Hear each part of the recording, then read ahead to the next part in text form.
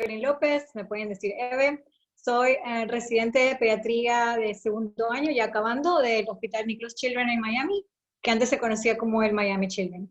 Entonces yo les voy a hablar de algo novedoso o algo nuevo que está ocurriendo ahora en la población pediátrica. Bueno, esos son los datos que Verónica ya compartió, como cuándo fue el primer caso, qué fue lo que pasó, cuándo se declaró la pandemia. Sin embargo, al inicio los datos preliminares apuntaban que esta infección de COVID era muy leve en niños. Sin embargo, como podemos ver, hubo un estudio incluso publicado en el que estudiaron a 2.143 niños y llegaron a concluir que el 94% de ellos presentaban un curso entre asintomático a moderado, o sea que era muy raro ver un cuadro grave en estos niños. Eso fue al inicio. Sin embargo, en abril del 2020, en Reino Unido, comenzaron a haber reportes de casos de una enfermedad pediátrica infantil similar a la enfermedad de Kawasaki. ¿Y qué tenían todos estos pacientes en común? Tenían en común de que habían estado expuestos a COVID-19 y tenían anticuerpos positivos o a veces tenían PCR positivo. ¿Dónde está la evidencia? Entonces, los primeros reportes se dan en Reino Unido alrededor de abril 26, en los que reportan una enfermedad parecida a la Kawasaki en esta población. Luego, en mayo 6, el Lancet publicó una serie de casos en el Hospital de Londres, en el que describen 8 niños entre 4 y 14 años, todos eran PCR negativo, pero tenían anticuerpos positivos. Uno de ellos desarrolló dilatación de las coronarias y uno de ellos requirió ECMO.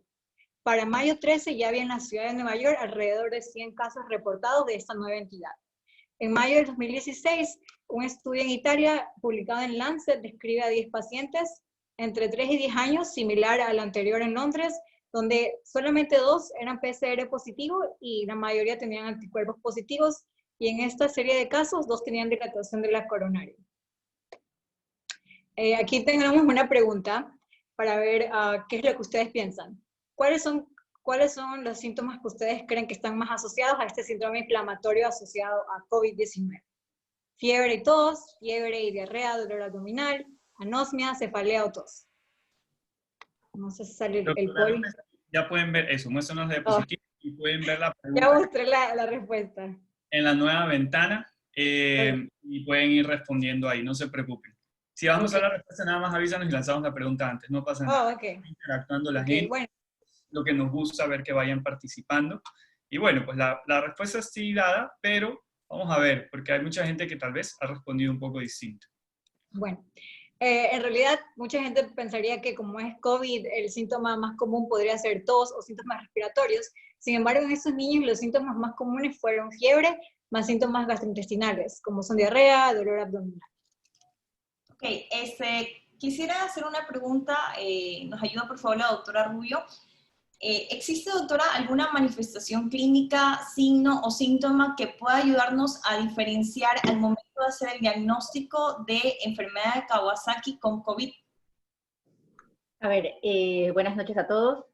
Efectivamente, y los que estamos inmiscuidos en el mundo pediátrico, sabemos de entrada que de por sí la enfermedad de Kawasaki es un diagnóstico de descarte.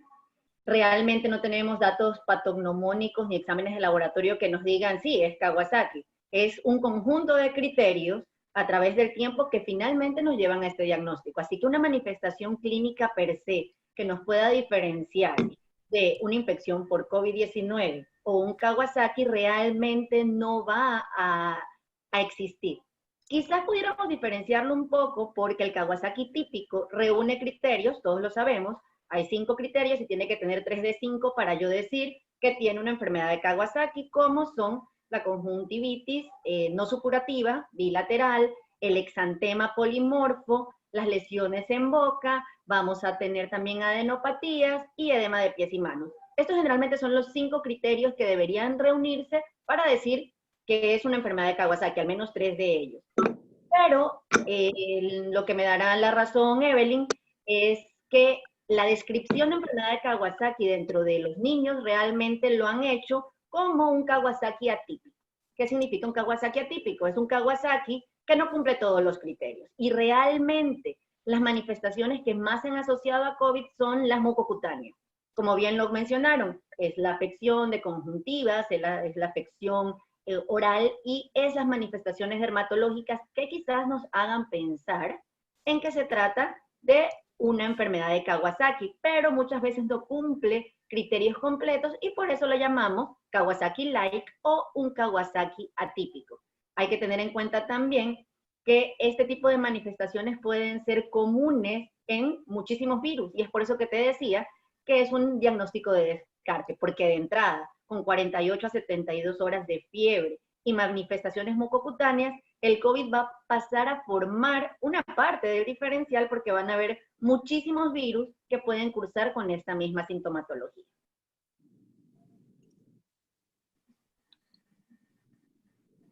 Ok, muchas gracias, doctora, por la explicación. ¿Podríamos continuar, Evelyn? Sí. Entonces, ¿qué eran los síntomas que tenían en común estos pacientes?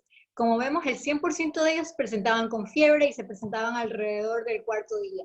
Del 60 al 97% presentaban síntomas gastrointestinales, como dolor abdominal, diarrea, vómito. En los reportes de casos, muchos de ellos incluso se sospechaba apendicitis y algunos fueron incluso operados. Del 50 al 60 con algún tipo de rash, el 30 al 58% con síntomas como dolor de cabeza, letargia, confusión. Ojo, pocos síntomas respiratorios, apenas el 32%. Y algo también que todos ellos tenían en común es que los síntomas empezaron de 3 a 2 semanas después del pico del COVID. O sea que no es algo que se presenta en la etapa aguda, sino que fue algo después. Aquí hay otra pregunta. ¿Cuáles creen que sean los marcadores o qué pueden ver en el examen del laboratorio de estos pacientes? Leucocitosis con linfocitosis más elevación de marcadores inflamatorios, disminución de los marcadores inflamatorios, en realidad el examen normal, o linfopenia más disminución de plaquetas con elevación de marcadores inflamatorios.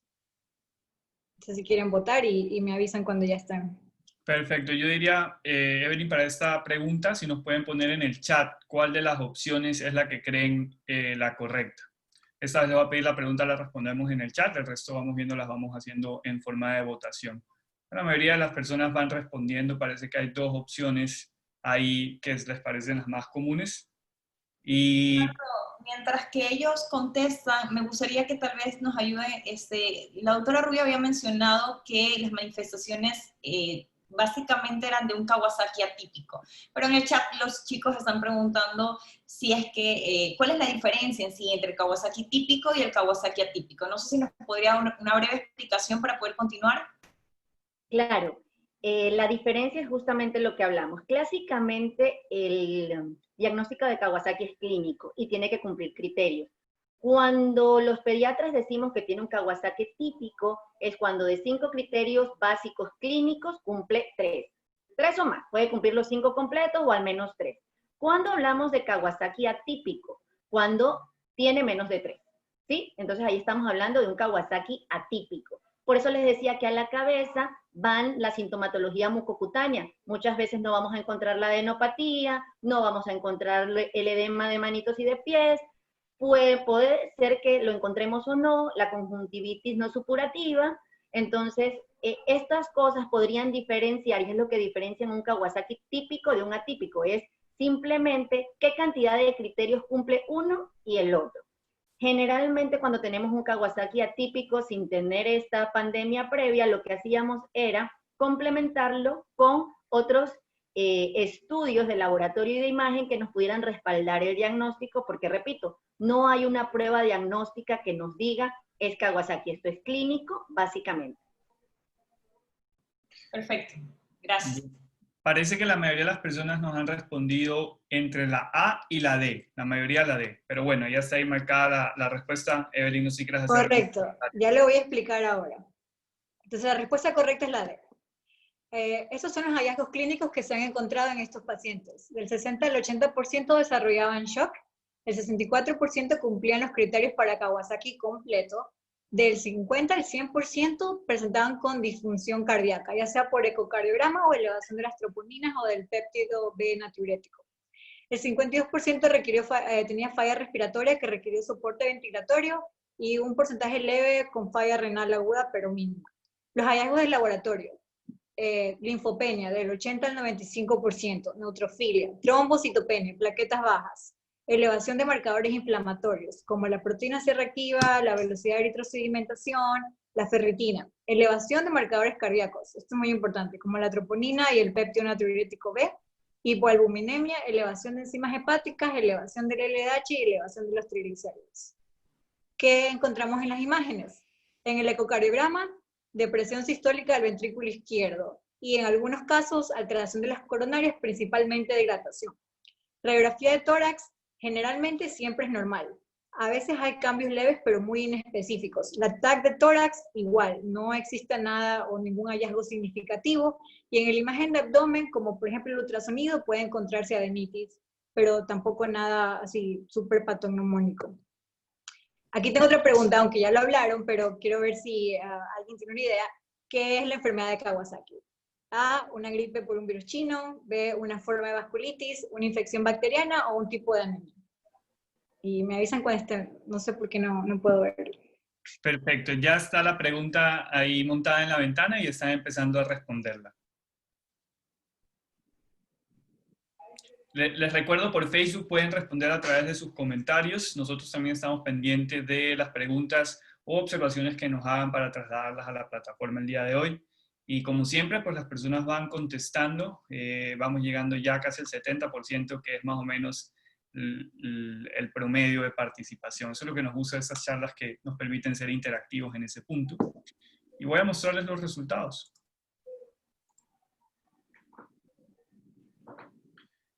Ok, entonces... haciendo mención a lo que acabas de poner sobre el diagnóstico por imágenes, quisiera que nos ayudes un poquito en cuanto a cuál es el patrón más común en el que se ha encontrado en pacientes pediátricos al momento de observar la TAC de tórax. ¿Sigue siendo tal vez el mismo patrón que en los adultos o cuál sería tu comentario en este caso? Ojo que me estoy refiriendo de forma general al paciente pediátrico que pues está infectado por COVID, independientemente de qué tipo de síndrome está predominando en ese momento. Pues si te refieres como a la infección respiratoria aguda, generalmente es muy parecido a lo que se ve en los adultos, como infiltrados muy inespecíficos, como opacidades. Pero si te refieres a la condición de la que estoy hablando, realmente no hay ningún hallazgo significativo en la TAC de tórax. Pero Okay. sí, en la parte respiratoria, lo que hemos visto acá es muy parecido a los adultos. Ok, perfecto. Bueno, la respuesta aquí era, enfermedad de Kawasaki es una forma de vasculitis. Y la siguiente pregunta, ¿cuál es la complicación más temida de la enfermedad de Kawasaki? ¿Dificultad respiratoria, ceguera, aneurismas coronarios o te predispone a cáncer? Pueden Bien, votar. ya está la pregunta montada y ya están empezando a resolver en la ventana. Es una buena pregunta. Haciendo ahí el comentario, Kawasaki, yo no soy pediatra, ¿no? Pero lo he visto en muy contadas ocasiones. Entonces, eso siempre me llamó la atención al momento que empezaron a reportarlo como asociado a COVID. Sí, muchas veces como que uno piensa en enfermedad de Kawasaki, es fiebre, rash, linfadenopatía, pero realmente nos preocupa es por una de las complicaciones. Esa es como una de las principales preocupaciones y por las cuales generalmente siempre actuamos rápido y no dejamos pasar la enfermedad así por así. No, de acuerdo. Yo estoy en el campo de la oftalmología y yo los veo por las conjuntivitis. Claro. Bien, voy a mostrarles los resultados. Ajá. Entonces la respuesta correcta son los aneurismas coronarios. Incluso ha habido casos reportados de pacientes que tuvieron enfermedad de Kawasaki cuando eran pequeños y cuando ya eran como los 15, 16 años se murieron de un infarto. Y resulta que en ese momento se enteraron que habían tenido aneurismas coronarios porque en algún momento en la infancia tuvieron enfermedad de Kawasaki. Entonces, como esto de aquí ya lo mencionó la doctora Rubio, pero yo los voy a repetir, ¿cuáles son los criterios diagnósticos de la enfermedad de Kawasaki? Para diagnosticar la enfermedad de Kawasaki completa, tienes que tener fiebre que dure al menos 5 días, sin ninguna otra explicación, combinada con al menos 4 o 5 de los siguientes criterios. Conjuntivitis bilateral, cambios en la mucosa, ya sea en los labios, fisurados, rojos, lo que es la conjuntivitis bilateral y la lengua en frambuesa. Cambios en las extremidades como eritema o como edema o descamación de las manos o de los pies, el rash polimorfo en todo el cuerpo y los ganglios linfáticos en el cuello. Uno de ellos tiene que ser grande, tiene que ser mayor de 1.5 para cumplir los criterios. Ahora, también existe lo que se llama Kawasaki incompleto, y eso a veces como que presenta como como muy difícil para los pediatras como que llegar al diagnóstico es o no es Kawasaki. Entonces este diagrama que nosotros usamos en nuestro hospital, lo sacamos de UpToDate, pero me parece que es muy bueno, nos ayuda a saber qué hay que hacer, porque a veces nos queda la duda, ¿es o no es? Entonces tenemos un niño que presenta con fiebre más de 5 días sin ninguna otra explicación. Entonces si por ejemplo tiene solamente un criterio de los de Kawasaki, lo más probable es que no sea Kawasaki. Pero si tiene entre 2 o 3 criterios es como que no sabemos si es o no es. Entonces, nos basamos en otros parámetros de apoyo, como son si tiene anemia, si tiene trombocitosis, si tiene hipoalbuminemia, si tiene aumento en las enzimas hepáticas, leucocitosis o si tiene más leucocitos en orina. Y hacer un eco. Si tiene alguno de estos que apoye, generalmente lo decimos que es como Kawasaki atípico. Y obviamente si tiene más de 4 criterios, es un Kawasaki completo. Entonces, a partir de todo esto, el CDC en mayo 14 sacó como un boletín de salud en el que anunciaba esta nueva entidad, que es el síndrome inflamatorio multisistémico en niños asociado a coronavirus. Entonces ellos lanzan una definición en el que dicen que es en cualquier persona menor de 21 años que se presenta con fiebre quiere decir mayor de 38 grados, porque muchas veces llegan y fiebre 37.5, bueno, no es como que mucha fiebre, pero tiene que ser mayor de 38 por más de 24 horas. Con evidencia de elevación de los marcadores inflamatorios y enfermedad severa que requiere hospitalización y que hay afectación multiorgánica, más de 2 sistemas, cardíaco, renal, respiratorio, hematológico, gastrointestinal, que no tenga diagnóstico alternativo y que sea positivo por infección reciente por PCR o anticuerpos. Entonces, la Organización Mundial de la Salud, un día después, también sacó su propia definición con un boletín de prensa, que es parecida, es lo mismo. Lo único es que ellos incluyen niños entre 0 y 19 años y no es necesario que estos niños estén hospitalizados como para definirlos como este síndrome. Entonces, esto de aquí está en UpToDate porque realmente la incidencia del síndrome todavía no se conoce porque hasta la vez se considera como algo muy raro, como una complicación muy rara del COVID que recién estamos tratando de entender. Pero ellos lo agrupan en diferentes aspectos. El primero está como el verde, que son en la mayoría de los niños en las que casi no hay síntomas. Luego está como un estado inflamatorio febril, en la que son los niños que se presentan con fiebre y síntomas leves, y por ahí pueden tener elevados ciertos marcadores inflamatorios, pero no están súper descompensados. Luego viene el que es el Kawasaki asociado al COVID, que estos niños ya cumplen los criterios de Kawasaki, por así decirlo, sin embargo no se presentan en shock. Y ya el más grave es los niños que se presentan en estado de shock. Aquí les tengo como que 2 casos y ¿cuáles creen ustedes que tiene o cumple la definición de este síndrome? Uno, tenemos un niño de 2 años con fiebre de 2 días, conjuntivitis bilateral, ganglios en el cuello, rash en todo el cuerpo, tiene el PCR para COVID negativo, pero tiene anticuerpos positivos. O una niña de 10 años con hipotensión, que es admitida a la unidad de cuidados intensivos, con plaquetas bajas, con marcadores inflamatorios elevados y tiene el anticuerpo positivo para COVID. ¿Ninguno o los 2? Bien, un momento, entonces vamos a mostrar la pregunta.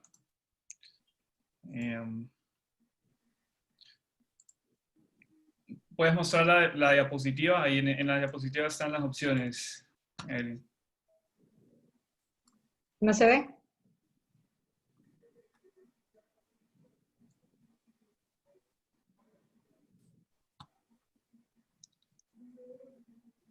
Sí, seguimos viendo la diapositiva del espectro clínico.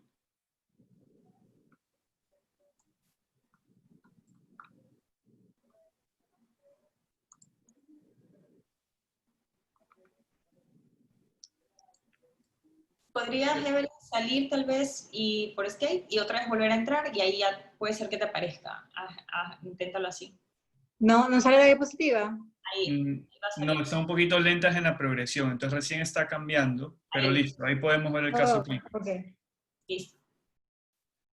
Además, mientras van respondiendo, ahora que están las opciones ahí, Evelyn, unas preguntas. Ajá. Si no tienes problema con la conexión, pudieras prender el video. Y también, si es que quieres señalar en algún Oh, momento algo de las diapositivas, puedes usar la flecha o el puntero láser también para que vayamos guiando mejor la atención. Pues son pequeñas recomendaciones. Pero ya las personas están contestando, ya está resuelta esta novedad.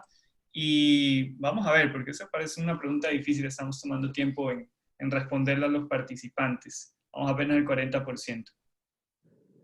Recuerden la pregunta, responderla no en el chat, sino en la ventana donde les aparecen las distintas opciones que pueden seleccionar. Así podemos cuantificarlas mejor.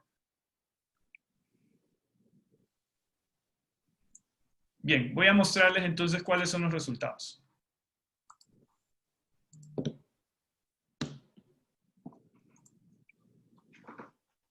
Okay. bueno, la respuesta correcta eran los dos cumplen los criterios para este nuevo síndrome. Ok, para ampliar un poco el tema, me gustaría que la doctora Rubio nos ayude con esta pregunta. ¿La enfermedad inflamatoria multisistémica en niños se ha podido identificar algún factor de riesgo para llegar a padecerla? Realmente, como bien lo decía Evelyn, los reportes son pocos, apenas estamos reuniendo información y realmente, por lo pronto, lo único que se ha puesto son criterios. De hecho, la OMS lanza una página de notificación a nivel mundial, o sea, para que cada hospital, si logra identificar este tipo de pacientes, lo puedan hacer a través de esta información y puedan como reunir este tipo de detalles que aún no los tenemos claros. Realmente no se ha podido aún definir algún factor de riesgo que los pueda predisponer. Lo importante en todo caso, hasta el momento, es la alta sospecha.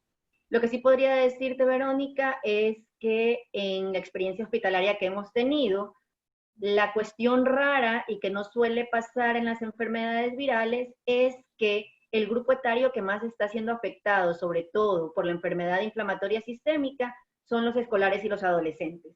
Cuando clásicamente las enfermedades virales suelen tener manifestaciones más complicadas en los lactantes menores, y por el contrario, lo que hemos visto últimamente es estos chicos chocados, manifestados sobre todo con dolor abdominal, y que están en este grupo etario. Y eso sí se sale de la norma que nosotros solemos tener en nuestros pacientes. Entonces, quizás lo podemos tomar como un detalle que pudiera ser un factor de riesgo, aún no lo podemos avalar en estudios formales, ni todavía está respaldado como tal por evidencia, pero sí es una situación que hemos observado de manera frecuente, por lo menos, en los pacientes que nosotros hemos logrado identificar. Perfecto, gracias. Continuamos, Evelyn. Ok. Bueno, acerca de la patofisiología, realmente hasta la fecha no se ha entendido, no se sabe realmente cómo es. Se cree que es como una respuesta inmune que tiene el cuerpo de los pacientes infectados hacia el virus. Por eso es similar a la enfermedad de Kawasaki. Entonces, realmente el mecanismo es desconocido, se cree que puede ser como un evento postinfeccioso, no realmente una infección aguda, sino más bien algo que ocurre después de que el paciente tuvo la infección. Entonces, aquí les voy a hablar brevemente de los estudios que han sacado acerca de esta nueva entidad clínica.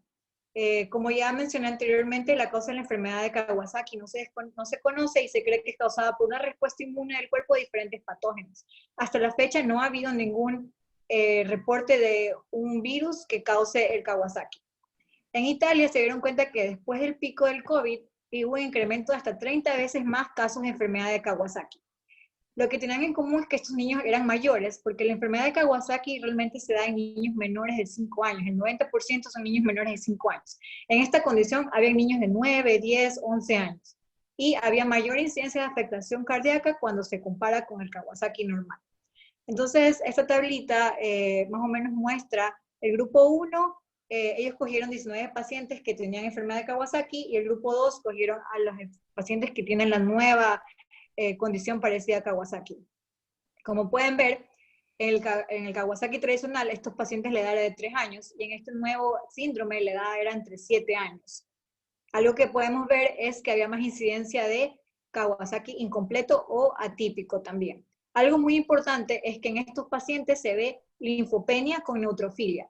Quiere decir que los linfocitos están súper bajos y los leucocitos totales están normales o bajos, a diferencia de una enfermedad de Kawasaki en la que uno ve los leucocitos súper elevados y no ve tanta linfopenia marcada. Las plaquetas, esa es otra diferencia importante. En Kawasaki las plaquetas están súper elevadas. En estos pacientes las plaquetas solían estar bajas, como podemos ver aquí.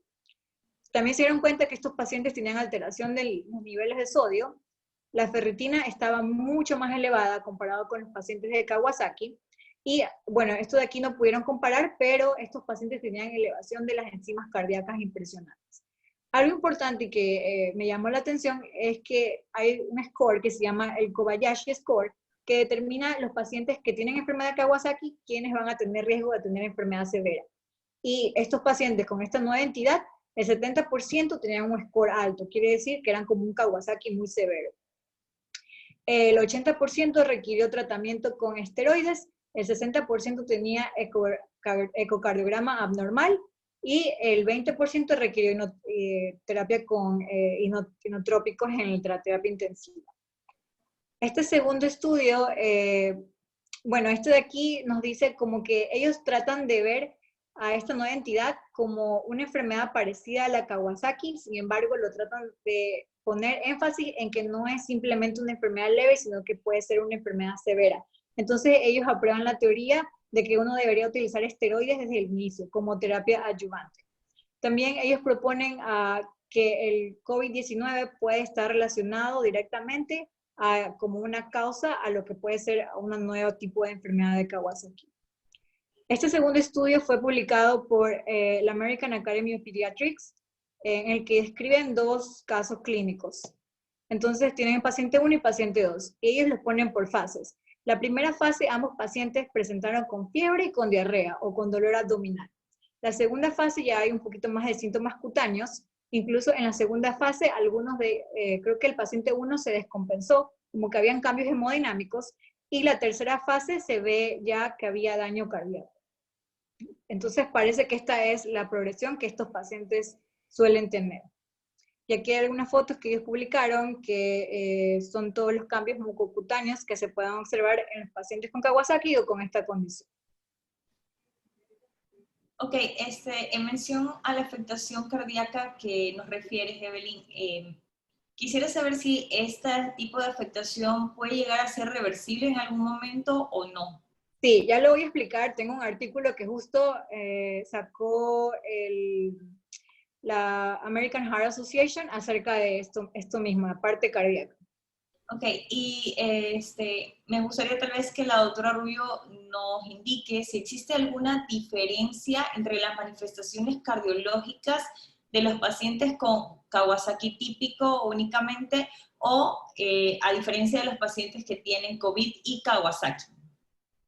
Pues la verdad es que hay que dejar varias situaciones claras. Como bien lo dijo Evelyn anteriormente, nuestro peor enemigo cuando tenemos Kawasaki es pensar en aneurismas coronarios. Sin embargo, pese a que es el número 1, no significa que es el único. La afección cardíaca en Kawasaki, al ser una vasculitis, puede involucrar a cualquiera de las tres capas, pericardio, miocardio, endocardio. Sin embargo, los aneurismas están a la cabeza.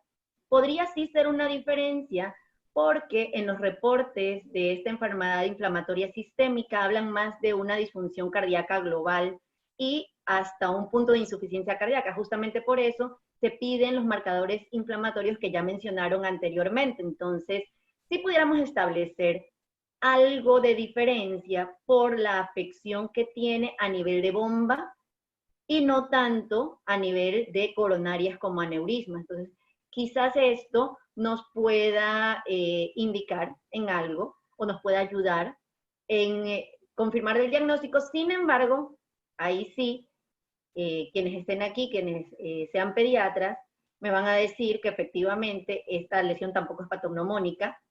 Sabemos que justamente el tratamiento va hacia eso, a evitar que haya una complicación. Yo puedo tener un chico con enfermedad de Kawasaki, clínicamente estable, y que le voy a poner tratamiento para evitar los aneurismas sin que tenga ninguna lesión cardíaca previa.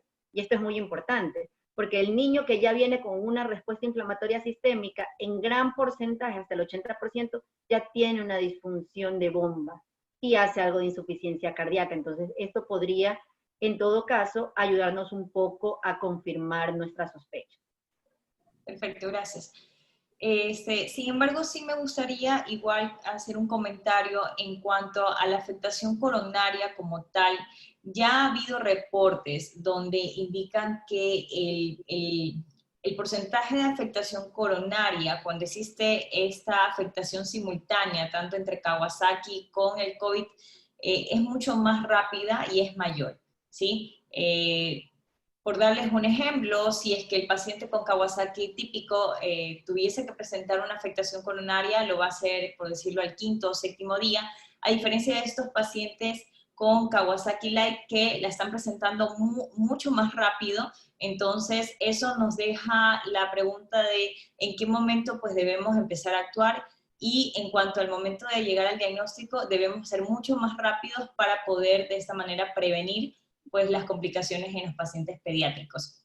Evelyn estuvo mencionando un poquito sobre si existía una coexistencia o una relación de causalidad entre el Kawasaki y el COVID-19. Le hago la pregunta, doctora Rubio, porque la falta de tratamiento oportuno podría condenar a complicaciones cardiovasculares graves en el paciente pediátrico. Recordando pues que si no se trata a tiempo, entre el 20 y el 25% de los niños pues van a presentar lesiones coronarias. ¿Usted qué opina de este tema? O sea, ¿es una relación causal o hablamos de una coexistencia? Es muy difícil realmente establecer esto, o sea, porque pudiera ser que sea la manifestación aguda de una infección viral y que de entrada me dé síntomas mucocutáneos la afección por COVID de entrada, sin tener todo el espectro de un Kawasaki o de una respuesta inflamatoria multisistémica. Por otro lado, están las teorías, que bien lo dijo Evelyn, que son postinfecciosas. Tuve una infección por Kawasaki inicialmente, de repente no tuve síntomas tan llamativos, pasaron las semanas, estos son los chicos que tienen PCR negativo, pero que están en plena respuesta inflamatoria postinfecciosa. Entonces, establecer si realmente el COVID en ese momento está haciendo un efecto agudo y son manifestaciones agudas, versus a que tuvo COVID y que ahora secundariamente desencadena mi vasculitis y me provoca un Kawasaki, es bastante difícil, realmente. Y súmale una tercera posibilidad. Tengo Kawasaki por otra situación y en ese momento estoy coinfectado con COVID. O sea, tenemos tres espectros muy diferentes, muy difícil de poder hacer un diagnóstico diferencial en las tres, y esto creo que va a tomar un tiempo realmente establecer una causalidad o una coexistencia. Sin embargo, siempre al paciente dar lo que necesita en ese momento, y por eso es individualizado. Realmente si me llega un chico con manifestaciones graves de choque, no es lo mismo que te llegue un chico chocado, con disfunción miocárdica, hipotensia, y que yo tengo que tratarlo, lesiones mucocutáneas, de repente cumpliendo los criterios de una enfermedad multisistémica, quien realmente voy a tener un tratamiento agresivo, probablemente, como bien lo dijo Evelyn, con esteroides e inmunoglobulinas en todo caso, versus aquel niño que me llega con lesiones mucocutáneas, clínicamente estable, sin compromiso del aparato cardiovascular, en el cual yo quizás puedo tener la misma contemplación que con todo Kawasaki, vigilar su evolución, completar criterios y darle tratamiento. Entonces, no podemos entrar en el punto en el que todos van a recibir lo mismo, porque vamos a tener espectros. Hay que individualizar, hay que examinar, hay que colocar al paciente en un estado de gravedad y lo vamos a tratar de acuerdo a lo que presente en ese momento. Como bien lo dijiste, si yo a ese paciente en ese momento lo catalogo como grave, sabiendo que, como lo dijeron, es un gran simulador y de repente se está manifestando como un choque tóxico o como una enfermedad de Kawasaki ya con repercusión hemodinámica, pues en este paciente voy a ser agresiva. Entonces, hay que tener todas estas situaciones claras, porque poder establecer ya de entrada, es una infección aguda por COVID con manifestaciones mucocutáneas y fiebres, como puede ser en cualquier virus, versus es una vasculitis, porque tuvo COVID hace rato, va a estar bastante complicado. Y sobre todo en nuestro medio, donde las pruebas son una limitante. Perfecto. Gracias. De nada. Continuamos, Evelyn. Ok. Bueno, aquí están como comparando en este estudio entre el nuevo síndrome inflamatorio y la enfermedad de Kawasaki con otras condiciones. Y realmente lo único que voy aquí a señalar es que, por ejemplo, en este nuevo síndrome se ve linfopenia, cosa que no se ve en Kawasaki, las plaquetas también se ven bajas, que no se ven en Kawasaki, y generalmente lo que es dilatación de las coronarias, generalmente no se presenta mucho, ya voy a explicar lo que, en el siguiente estudio, y en general en Kawasaki sí se ve eso. Entonces aquí tenemos, esto de aquí fue publicado el 17 de mayo por la American Heart Association, en los que ellos tratan de hacer como llamar la conciencia de la falla o sea, la falla miocárdica que está asociado a este nuevo síndrome inflamatorio. Entonces ellos estudiaron 35 niños hospitalizados que cumplían con los criterios del nuevo estado inflamatorio multisistémico asociado a COVID y que se presentaban con falla cardíaca izquierda.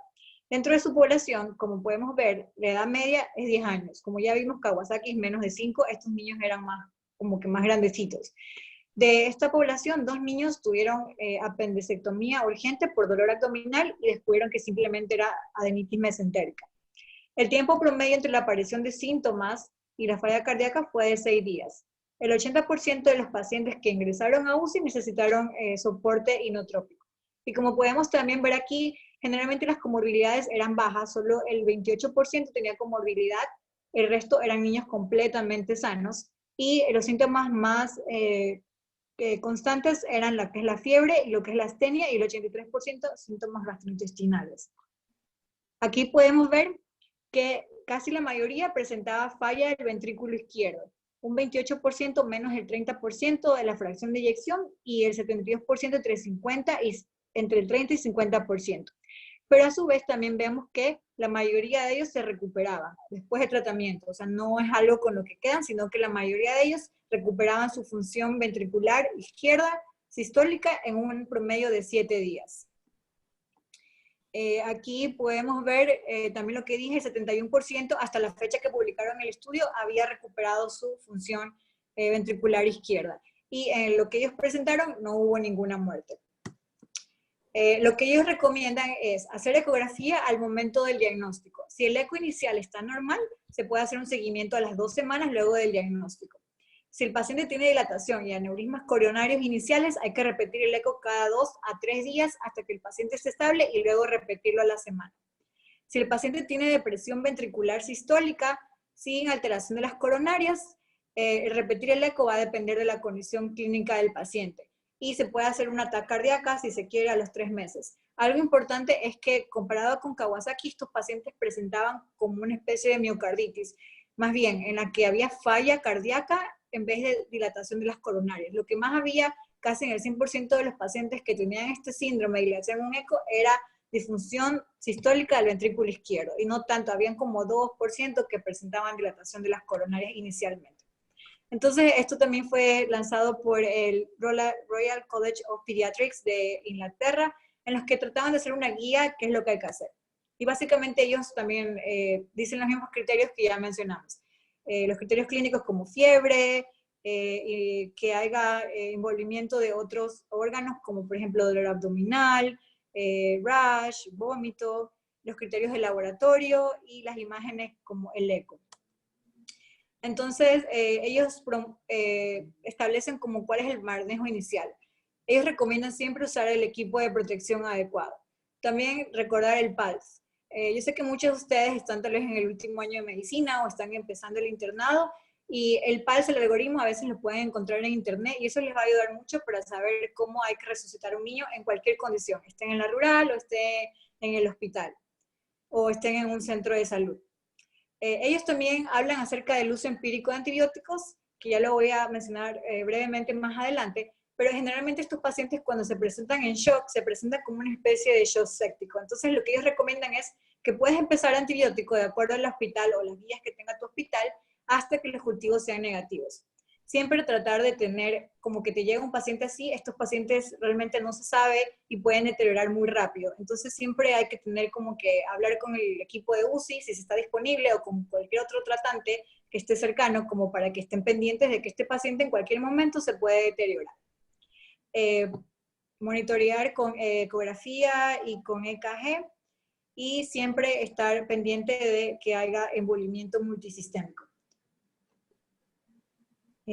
Esto de aquí también mencionaban de un score que es el Pediatric Early Warning Signs, que me pareció también interesante y pienso que es muy útil, principalmente, como ya dije, en los primeros años que uno está en el internado o incluso en la rural, que a veces como que uno no tiene muchos equipos sofisticados, pero es un score muy simple que utiliza signos vitales combinados con la alteración del estado de conciencia. Entonces, por ejemplo, ellos les dan un puntaje dependiendo. Si, por ejemplo, ellos utilizan el llenado capilar, lo que es la taquicardia, la parte respiratoria, utilizan el ritmo respiratorio, si hay retracciones o si necesitan oxígeno.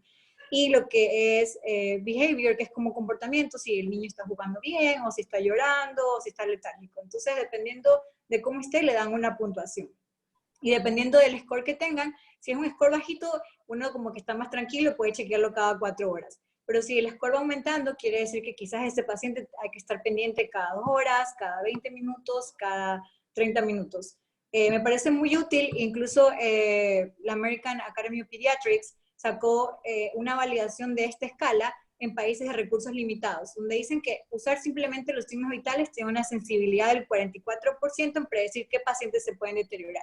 Y que usando esta escala, que es un poquito más ampliada, uno puede llegar hasta identificar el 94% de los pacientes que se pueden deteriorar. Bueno, y ellos también hablan sobre que hay que monitorizar todos los marcadores inflamatorios, deterioro cardiovascular, la curva de la fiebre. Entonces, en resumen, ¿cuál es el manejo? Los niños con enfermedad leve a moderada se recomienda hospitalizar. Todavía está en cuestión el manejo ambulatorio, porque todavía como no se sabe realmente cómo evoluciona esta enfermedad, lo que ellos dicen es que si lo vas a mandar a la casa, porque el niño se lo ve bien y piensas que es un cuadro leve, que igual lo chequees en 48 horas, porque realmente pueden llegar a descompensarse muy rápido. Acerca de los antibióticos, como ya dije anteriormente, ellos se presentan con un cuadro como de shock séptico. Entonces, en el momento inicial es muy difícil llegar a distinguirlo. Entonces, ellos sí están de acuerdo en usar antibióticos iniciales hasta que los cultivos estén negativos. Acerca de los antivirales, como el que se utiliza ahora, el Remdesivir, para lo que es el COVID, realmente no hay evidencia clara, porque como ya mencionamos, no es una infección aguda, sino que se cree que es más bien un proceso postinfeccioso. Si cumple criterios completos o incompletos para Kawasaki, siempre la inmunoglobulina con la aspirina. Si hay signos de disfunción cardíaca, arritmias o elevación de troponinas, se puede agregar esteroides. Y el uso de los biológicos, como el anakinra, el tocilizumab o el plasma, todavía no existe evidencia suficiente y depende de los protocolos que se manejan en cada hospital. Entonces aquí tengo un caso clínico para terminar, en la que menciona un niño de 5 años, previamente sano, sin ningún antecedente, llega a la emergencia con fiebre alta por 5 días. Tú observas que tiene taquicardia, le ves que tiene un rash, ves que tiene ganglios en el cuello, que los piecitos están edematosos, y la mamá te dice que ya tuvo COVID hace 3 semanas. ¿Qué harías? ¿Lo mandas a la casa con paracetamol? ¿Lo ingresas para inmunoglobulina o aspirina? ¿Le das un bolo de solución salina y lo mandas a la casa con aspirina o llamas al tratante?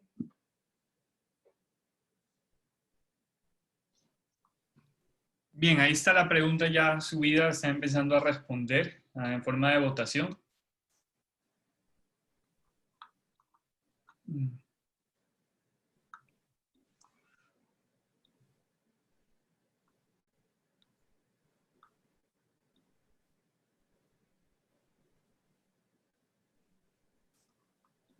Y bueno, el día de hoy han estado bastante activos, hemos tenido una buena asistencia también por Facebook. Hay varias preguntas que seguramente podremos abordar un poco más en la discusión. Yo también personalmente tengo las mías, pero no, la verdad es que he disfrutado bastante de la charla de hoy. Pediatría era una población que quizá al principio no considerábamos que se fuera a afectar o no pensábamos que estaba muy comprometida por la infección de COVID, pero es bueno ver qué nos dice la evidencia. Y lo que quiero puntualizar también es que esto tiene fecha, ¿no? O sea, esto es a 29 de mayo, ¿no? En esos tipos de webinars que hablamos sobre COVID, me gusta hacer hincapié en la fecha porque las recomendaciones y las descripciones pueden variar a medida que la nueva literatura se va analizando.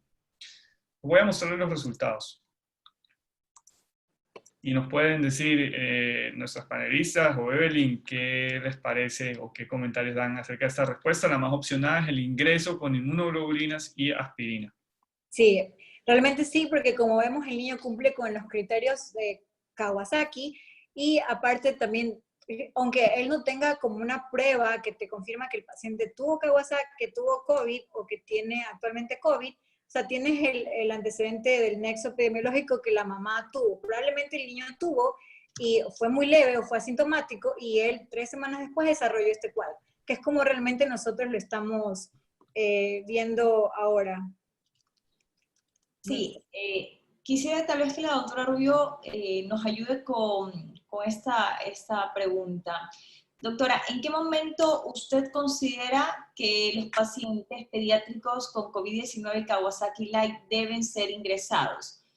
Más que todo, ¿existe una posibilidad de tratamiento ambulatorio o qué recomendaciones da usted de forma general, no? Realmente lo que mencionó Evelyn, que en la discusión que se estaba haciendo, es totalmente válida. No es lo mismo que yo tenga un chico con 48, 72 horas, fiebre, rash y clínicamente estable, y con posibilidad de volver al hospital a una revaloración, porque esto es básico, cuando yo tengo una sospecha o cuando algo se puede complicar, siempre nosotros lo que hacemos es citar a los pacientes para una revaloración. Ahora, si yo ya tengo un chico que cumple criterios de Kawasaki, típico o atípico, ya más de 5 días de fiebre, y evidentemente si ya tiene un compromiso hemodinámico, pues no me lo voy a pensar, ese chico debe quedarse ingresado sin duda alguna, pero hay que individualizar las condiciones del paciente y tomar también siempre en cuenta el riesgo social que tenga. Eso es básico en pediatría. Si un papá o una mamá vienen de lejos, no tienen cómo tener acceso al hospital, no pueden volver, y a este niño yo necesito protegerlo, pues evidentemente lo voy a dejar hospitalizado pese a que clínicamente esté estable. Pero si tenemos papás confiables, un chico que está hemodinámicamente bien, todavía no tiene criterios completos porque no tiene ni 5 días de fiebre, pues lo pudiera mandar a la casa y pudiera citarlo. Ok, perfecto. Eduardo. Bien, vemos algunas preguntas aquí también en nuestro chat. Algunas de ellas ya las han respondido. Déjenme ver, es decir, en los niños en COVID, el COVID es poco mortal porque en vez de manifestaciones respiratorias son más comunes las manifestaciones gastrointestinales. Nos preguntan en nuestra ventana de preguntas y respuestas. Tal vez, bueno, aquí sí voy a acotar algo, ¿no? Si bien es cierto, sí, es una enfermedad que ha descrito una baja mortalidad en pacientes pediátricos, ya lo hemos mencionado, pero cabe recalcar que el COVID en pediatría, pues como les decimos, el gran simulador, pues puede tener diferentes tipos de manifestaciones, no solamente respiratorias, pero hay un detalle importante. Muchas veces el paciente pediátrico puede debutar con manifestaciones gastrointestinales y de estas manifestaciones gastrointestinales puede terminar haciendo un shock y como consecuencia de este shock pues vamos a tener las manifestaciones respiratorias como tal, ¿sí? Entonces podríamos decir que ese paciente puede terminar en ventilación mecánica, no en sí porque llegó o inició con dificultad respiratoria, sino más bien porque esa fue la consecuencia final de la progresión de su enfermedad, ¿sí? Aquí hay otra pregunta y yo tal vez quisiera invitar a la doctora Rubio a comentarnos, y es acerca del diagnóstico de COVID en pacientes pediátricos. Por ejemplo, la pregunta específica es ¿en qué porcentaje de resultados hay falsos negativos obtenidos por hisopado nasofaringio? Me imagino que en población pediátrica con sospecha de COVID. Y la pregunta en general es ¿cómo abordar el posible, ante la sospecha de una infección por COVID, cómo abordar el posible diagnóstico? ¿Qué experiencia han tenido con ambos tipos de prueba en los niños? Y si al momento de presentar estas manifestaciones de tipo Kawasaki o de respuesta hiperinflamatoria, si el paciente todavía, digamos, tiene datos de diagnóstico de COVID. A ver, de lo que me estabas diciendo, pues básicamente creo que la experiencia fue primero sospecharlo, ¿sí? La sospecha es básica porque si no lo sospechamos no lo vamos a buscar. El interrogatorio al familiar es una piedra fundamental. Hacer este interrogatorio dirigido, como les decía, para nosotros ha sido una limitante no tener pruebas fáciles y de repente van papás que han tenido sintomatología sugestiva pero jamás se hicieron la prueba. Y es difícil establecer el nexo, entonces nosotros lo que hicimos como experiencia fue básicamente hacer este interrogatorio dirigido y cuando establecíamos un nexo, ya empezar la sospecha, ¿de acuerdo?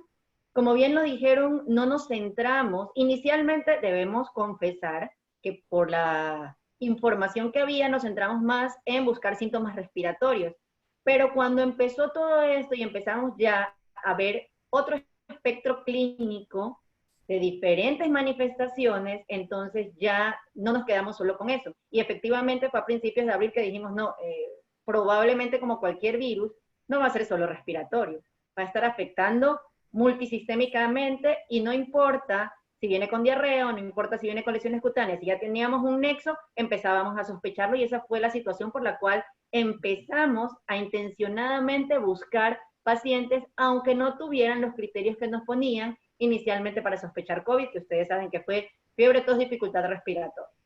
Empezamos a captar estos pacientes y fue cuando empezamos a notar que efectivamente teníamos positivos que no cumplían para nada los criterios que nos decían y ya empezamos a tener esta dinámica de sospechar en los pacientes e iniciamos la búsqueda intencionada. ¿Con qué? Ya con marcadores inflamatorios, ya cuando teníamos algún grado de afección pulmonar, hacer estudios tomográficos, etcétera. Insisto, individualizando. Ahora, con esto de las pruebas es un poco difícil porque efectivamente, como bien lo dijo, si para los adultos es difícil tomar un hisopado bien hecho, en un niño puede ser aún más complicado. Esa es la verdad. Aún así, pues intentamos dentro de lo posible hacerlo de una manera adecuada y poder recabar estos resultados. Que también nos propusimos, y eso fue a medida que vimos cómo se iba comportando la enfermedad, realizar serología. ¿Qué recomendamos? Realizar las serologías en aquellos pacientes que ya tienen más de 5 días de enfermedad, en los cuales ya nosotros tenemos la sospecha de que ha formado suficientes anticuerpos para ser medidos y ser evaluados. Como bien lo decía Evelyn, si yo ya sospeché que lo tuvo hace 3 semanas, probablemente en ese momento me va a servir más hacerle una serología más que un PCR. Sin embargo, nosotros estábamos haciéndolo pareado porque estamos descubriendo cómo se comporta la enfermedad, lo hacíamos de esa manera. Y esa ha sido la situación que nosotros hemos tenido. Se podría decir que de lo que hemos tenido de sospecha, al menos 1/3 de los pacientes han sido positivos. Perfecto. Eduardo, inclusive yo quisiera comentar, en cuanto a las manifestaciones clínicas, han llegado a ser tan variadas que hubo un momento en el cual nos llamó mucho la atención que teníamos pacientes que como síntoma inicial presentaban dolor abdominal y te podría decir que en muchos de los casos, inclusive un dolor abdominal típico pues de una apendicitis, ya por darte un ejemplo. Entonces, fue tanta nuestra curiosidad que actualmente estamos llevando a cabo un estudio en el cual estamos viendo el número de pacientes que ingresaron con dolor abdominal y sospecha de COVID, ¿no? Hasta el momento los resultados llaman mucho la atención. Llevamos prácticamente un 45% de pacientes que tienen pruebas de COVID positivas y el ingreso fue exclusivamente el dolor abdominal o el dolor abdominal acompañado de síntomas gastrointestinales, ¿no? Entonces, realmente hay que pensar en COVID, ¿sí? Pero pues hay que ver qué otros síntomas tiene, hay que analizar la parte epidemiológica del paciente, ¿no? Eso es muy importante tenerlo en cuenta. Doctora Rubio, me están preguntando si realmente en esta época de pandemia se ha detectado en el Hospital Roberto Gilbert si ha existido un incremento de pacientes con sospecha de enfermedad Kawasaki o en su defecto pacientes con COVID positivo y sospecha inicial de enfermedad Kawasaki. Mira que justamente estábamos comentando esto con los especialistas, con el reumatólogo, sobre todo porque es quien se encarga de estos pacientes, y por el contrario de lo reportado, nosotros como Kawasaki per se, cumpliendo criterios totales. Por el contrario, generalmente nosotros tenemos un número de Kawasaki mensuales y durante la pandemia realmente como Kawasaki puro, que haya recibido inmunoglobulinas, hemos tenido 1, que se aleja de lo que siempre tenemos. Entonces ha sido por el contrario. Ahora, si me preguntas, enfermedad inflamatoria sistémica acompañado de sintomatología mucocutánea, ahí sí, cambia. Hemos tenido varios pacientes con esta sintomatología, pero Kawasaki como tal, realmente así, 1, y 1 que sí debutó como un Kawasaki Light, pero como estaba estable, llegó al 6º día de fiebre, paró la fiebre y entonces pues ya, no fue Kawasaki y no recibió más tratamiento, porque el tratamiento, como lo dijimos, es dinámico y sin ninguna complicación cardíaca. Perfecto, gracias. Eduardo. También, perdón, hay una pregunta ahí que veía interesante. Muchas de diagnóstico que pienso que se ha abordado bien desde el punto de vista de la sospecha, del uso de las pruebas, de cómo importa mucho la parte clínica. Quiero hacer una pregunta de desenlace y luego otra pregunta de tratamiento. Entonces, en preguntas de desenlace, en su experiencia, ¿cuál es el curso más común del COVID en la población pediátrica? Porque por ahí, hablando mucho de este tema, podemos alarmar excesivamente a la gente en cuanto al tratamiento. Entonces, la pregunta en general, el desenlace de COVID-19 en los niños, usualmente, ¿qué camino toma? ¿La contesto yo? ¿La contesta Evelyn? Sí. Tal vez Evelyn, que nos está escuchando. Sí, pero depende de cómo se presente cuando tú dices COVID. O sea, ahora en la actualidad creo que mucha gente escucha COVID y lo que escucha es falla respiratoria, pero estamos viendo que en pediatría realmente el COVID se manifiesta de diferentes maneras. Entonces, si me preguntas en la parte respiratoria, ¿cuál es el desenlace? Según los reportes de casos, generalmente suelen ser leves y la mayoría, no leve, pero suelen recuperarse. O sea, muchos casos son leves, muchos casos asintomáticos, y los realmente severos que terminan en el ICU terminan recuperándose. La mortalidad realmente es muy baja. Ahora, en esta nueva entidad, cuando yo empecé a hacer la investigación, no había ningún caso de muerte reportado, y ahora, hoy día que estuve leyendo, ya habían algunos casos reportados de muerte. Lo que sí es que estos pacientes se descompensan muy rápido, pero sin embargo, si el tratamiento se lo da tiempo, al parecer ellos evolucionan y se recuperan también muy rápido. Ok, entonces la siguiente pregunta de tratamiento, la doctora Rubio, no sé si nos pueda comentar, y yo sé que el tratamiento depende de la severidad del cuadro y de cuál es el que va tomando. En general, ¿cuál es el tratamiento que han manejado en su experiencia para los pacientes y puede definir en qué población? Y la pregunta general es acerca del uso de esteroides en estos pacientes, en qué casos tal vez esté indicado. Pues efectivamente, repito, individualizando. Sobre todo hemos trabajado con la severidad del caso. En casos leves o aquellos que van a casa, realmente manejo de soporte como cualquier virus. De hecho, incluso en los leves moderados que están hospitalizados, muchas veces los hemos vigilado clínicamente y realmente solo en caso de complicaciones que puede manifestarse como en cualquier virus, hacemos intervenciones más agresivas. El uso de esteroides de entrada, o sea, es muy difícil porque si ya han visto todo lo que ha pasado con el tratamiento en adultos, pues imagínense en niños.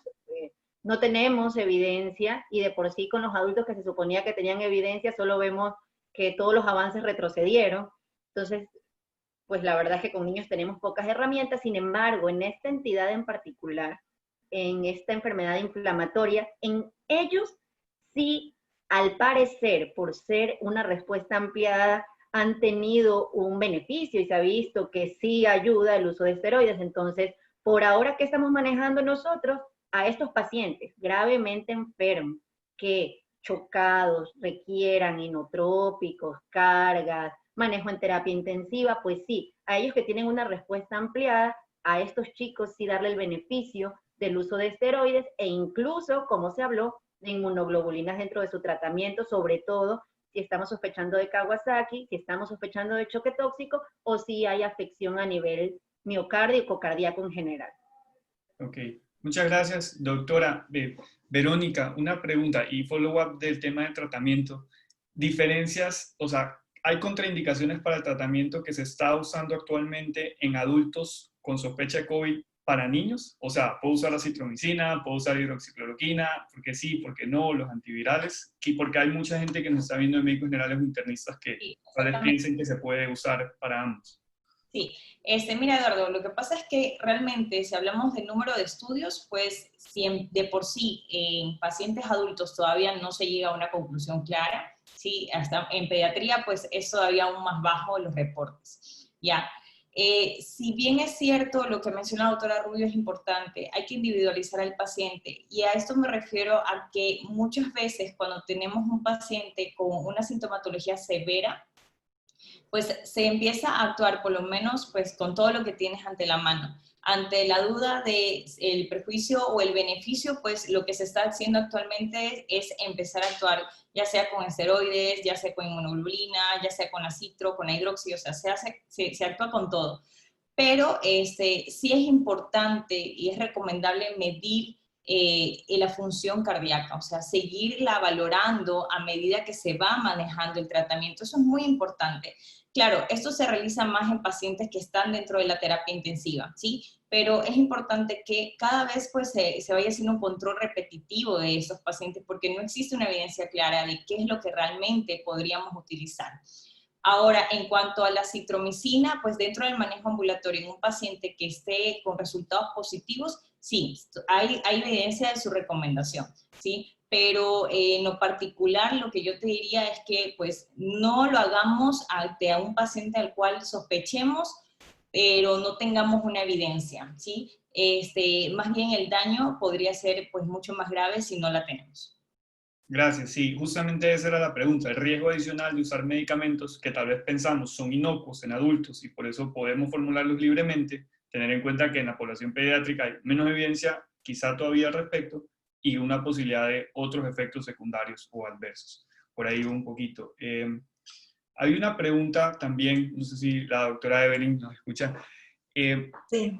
acerca de algunas cosas que se han visto en COVID-19 en adultos, sobre todo el tema de la formación de trombos.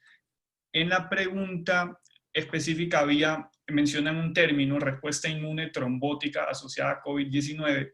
En la revisión del tema que hicimos para la charla de hoy, ¿encontraste algo acerca de estos microtrombos o trombos en los niños?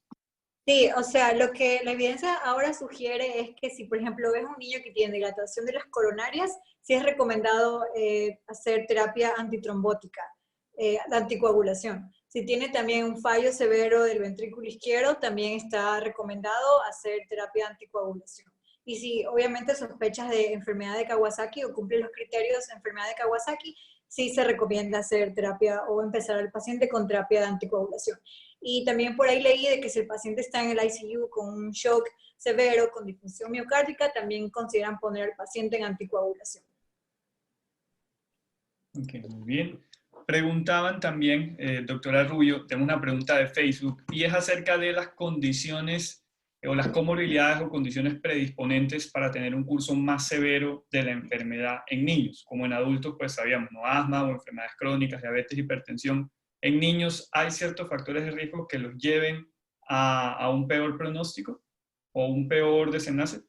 Mire, era lo que, o sea, siendo muy lógicos, pensaríamos que sí, pero lo que nos ha llamado la atención justamente es que al analizar los datos así a grosso modo, realmente la asociación con comorbilidades es baja. Y fue algo que nos llamó la atención y entonces en el análisis pudiera ser que yo como padre que tengo un hijo de alto riesgo, lo cuido mucho más, ¿sí? Hago aislamiento del aislamiento. Estoy en casa y estoy aislado de que no entra, no toca, no nada, porque yo sé que mi hijo, con una probabilidad de complicación, le puede ir peor, ¿sí? Que es lo que se nos ocurrió, versus al niño que está aislado en casa, pero que llega todo el mundo y lo abrazan, lo besan, etc. Porque cuando hicimos el análisis rápido, vimos que realmente la asociación con comorbilidades y gravedad no fue tanta. El desenlace sí. El desenlace sí, porque lo que hemos visto hasta aquí es que aquellos que han tenido desenlace grave o fatal han sido niños con comorbilidades.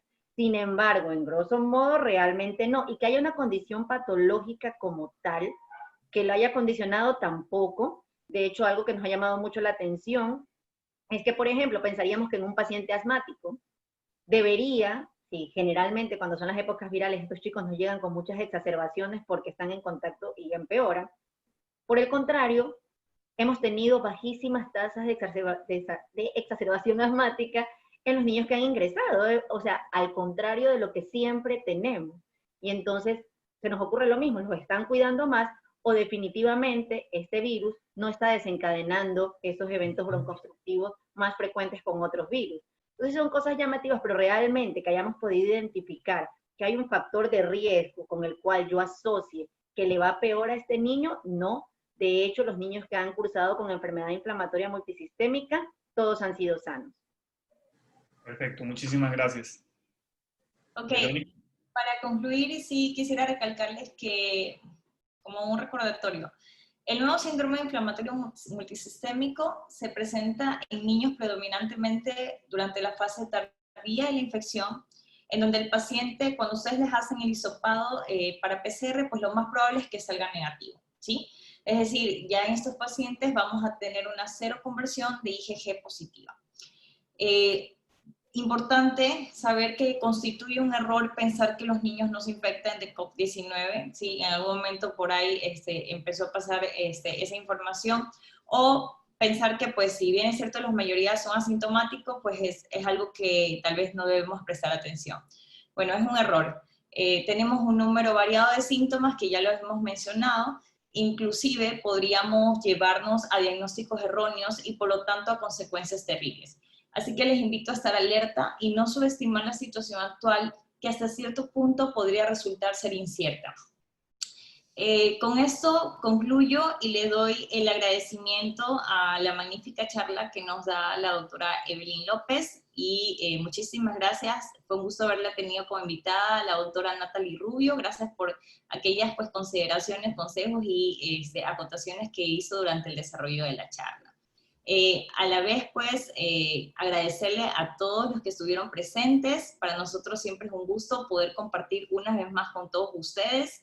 Y pues quisiera darles a conocer que tenemos próximamente el lanzamiento del libro de CEMEDIP. Ya estamos a unas 2 semanas de lanzamiento, así que estén muy atentos de nuestras páginas porque pues vamos a subir la forma en la cual ustedes lo van a poder adquirir.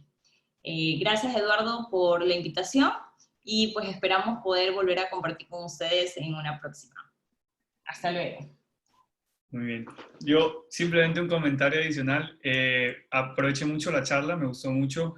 A todas muchísimas gracias por sus intervenciones y quiero felicitarlas porque hoy es un hito, es nuestro primer webinar donde nuestras expositoras, moderadoras y panelistas son mujeres. Y eso era algo que queríamos hacer hace mucho tiempo. Entonces, felicidades por eso. Lo hicieron de maravilla y estoy seguro que lo vamos a repetir en siguientes ocasiones. Les doy la oportunidad para que se puedan despedir y a todos por el chat también y voy a cerrar eventualmente la sesión. Gracias. Chao, chao. Gracias. Con muchísimo gusto.